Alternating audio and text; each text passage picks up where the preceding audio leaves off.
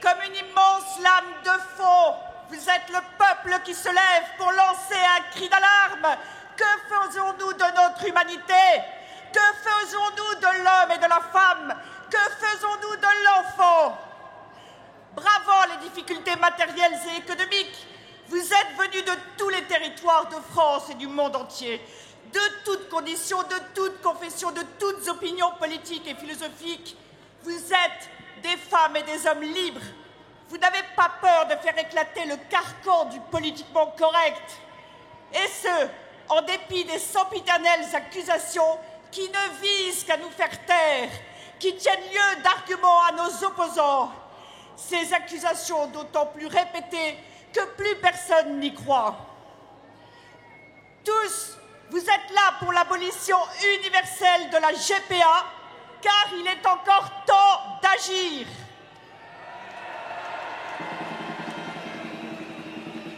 Notre civilisation s'est construite sur le respect des droits d'autrui. Or, justement, les droits des uns s'arrêtent là où commencent ceux des autres, en l'occurrence ceux des femmes et des enfants. Nous ne pouvons pas nous mentir. La gestation pour autrui est un esclavage. La conscience universelle dit que la vie humaine n'a pas de prix, que la seule valeur qu'elle a est infinie. Or, la GPA est un marché effrayant, avec offres et demandes, concurrence, prix, garantie, promotion. Et je pense naturellement à Gami, cet enfant trisomique qu'un couple d'Australiens n'a plus voulu après l'avoir acheté. Mais sa mère a rompu ce contrat inhumain. Elle ne l'a pas abandonné, elle l'a gardé, elle l'a sauvé.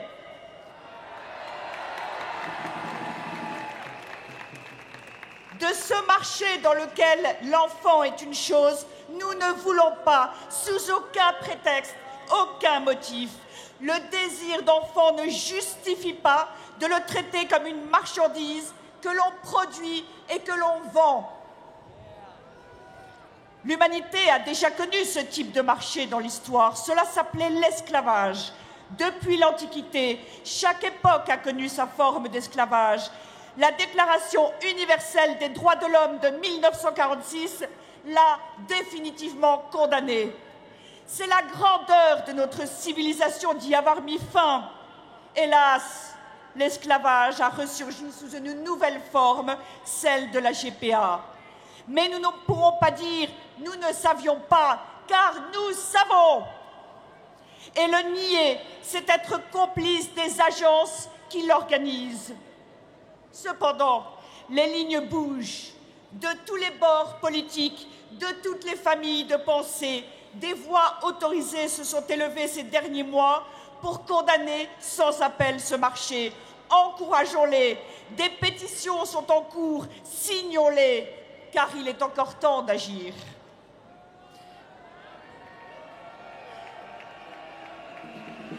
Avant-hier, le Premier ministre a déclaré que la GPA est et sera interdite en France. Il a dit aussi que la France entend promouvoir une initiative internationale sur la GPA. Monsieur Valls a enfin compris la nature même de la GPA et de cela nous pouvons être fiers car c'est votre détermination, votre courage à manifester pacifiquement tant et tant de fois depuis 2 ans qui l'ont fait comprendre à Monsieur Valls. Merci à vous tous de n'avoir rien lâché. C'est une très grande victoire collective. Mais, car il y a un mais, l'histoire n'est pas finie. Nous sommes ici pour que le Premier ministre passe de la parole aux actes, c'est-à-dire pour qu'il retire dès maintenant la circulaire Taubira. Pour qu'il ne mette pas en œuvre l'injection de la Cour européenne des droits de l'homme, pour qu'il dissuade tout citoyen français de recourir à une mère porteuse, à l'étranger comme en France, pour qu'ils poursuivent en justice les agences qui proposent des mères porteuses en France en fraudant la loi en toute impunité jusqu'à ce jour. Monsieur le Premier ministre, passez de la parole aux actes.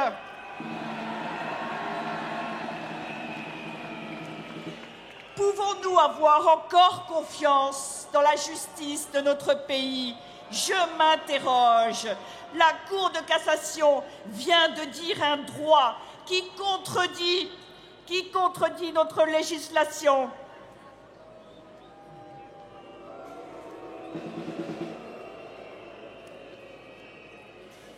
Ainsi, vous le voyez, ce sont parfois des groupes de quelques personnes qui, à la place des élus, à la place de ceux qui sont mandatés, prennent des décisions majeures pour la société.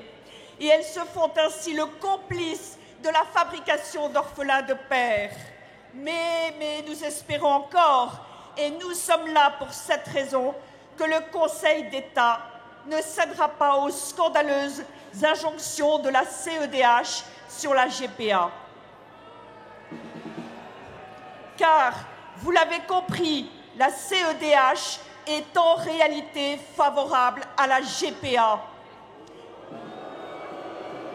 Elle est complice de cet esclavage, et ce, alors même que l'existence de la CEDH est fondée sur la Convention internationale des droits de l'homme. Hélas, elle ne connaît plus le sens des mots et oublie totalement les droits de l'enfant, comme si le petit homme n'était pas lui-même un homme.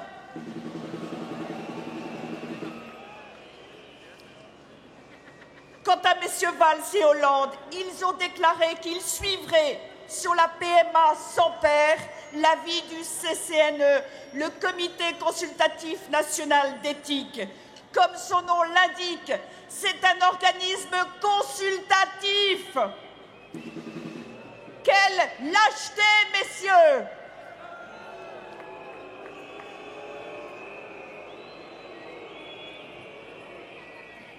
Et ouvrons les yeux sur ce qui se passe au-delà de nos frontières. La GPA, déjà autorisée dans trop d'États, est un marché fructueux qui se chiffre en milliards d'euros. Ce soir, l'écho de notre mobilisation résonne jusque dans les fermes d'Inde, du Nigeria, de Russie, d'Ukraine ou de Thaïlande, où des femmes et des enfants subissent la sordide loi du marché qui se joue de leur pauvreté. Oui, le sort de ces femmes et de leurs enfants qui leur seront arrachés à la naissance est entre vos mains. Oui, ces femmes attendent que notre liberté permette qu'elles reconquièrent la leur et qu'elles n'entendent jamais l'écho de cette interrogation atroce. Mère, pourquoi m'as-tu vendue? C'est une mère qui vous parle. Aujourd'hui, je m'exprime au nom de toutes les femmes. Depuis l'aube de l'humanité, les femmes ont porté leurs enfants. Comme elles, comme les merveilleuses que vous connaissez, j'ai porté mes enfants et jamais je n'aurais eu la force de me séparer de l'un d'eux. Les enfants sont la chair de la chair des femmes. Et il ne peut y avoir une mère sociale, une mère biologique, une mère donneuse d'ovocytes. Non, une mère, c'est tout cela à la fois, en même temps, en harmonie, intimement liée.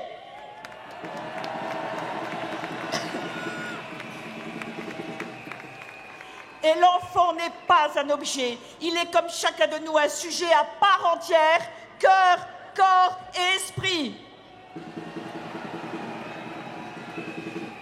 Et l'enfant est lié à sa mère et à son père, comme l'arbre aux racines dont il est issu et dont il vit. Nous ne voulons pas du meilleur des mondes, ce monde dans lequel les enfants ne se développent pas dans le sein maternel, ce monde qui bannit même le terme de mère puisque la femme ne porte plus son enfant. L'interdiction de la GPA ne se négocie pas, elle se décrète, car la GPA juste n'existe pas, la GPA éthique n'existe pas, la GPA est ou n'est pas.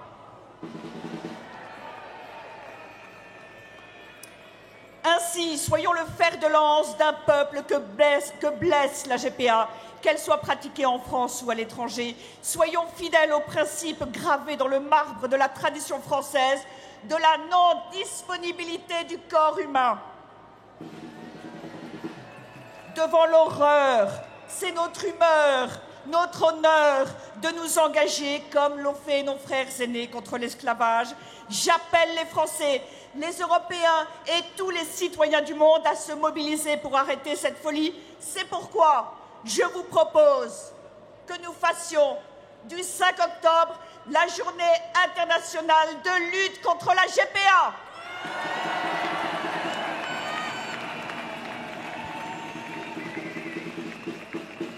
Et notre objectif, notre seule issue, est celle d'un traité international qui seul empêchera sa généralisation.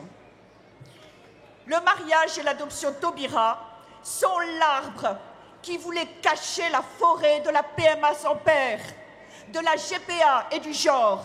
Et tous ceux qui ont prétendu le contraire ont menti. Les masques sont en train de tomber. Cette loi devra donc être abrogée, comme cela a été le cas dans d'autres pays.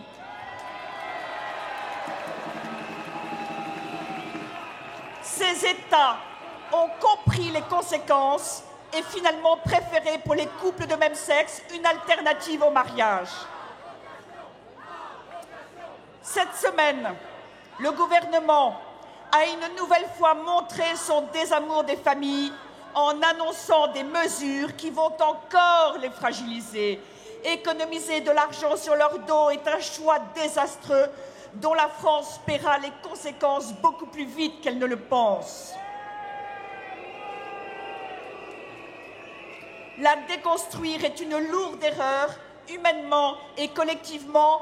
Arrêtez cela dès aujourd'hui, Monsieur le Premier ministre.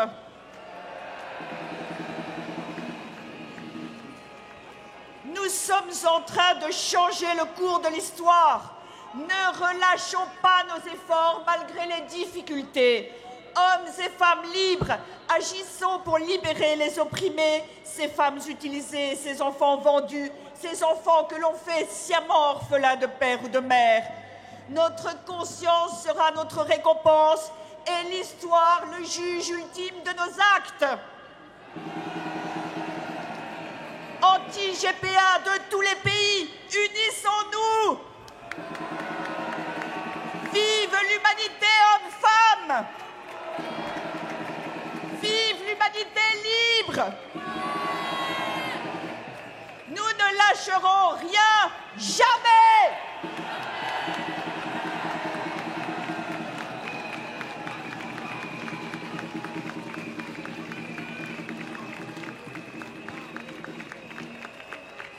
Merci à tous de votre présence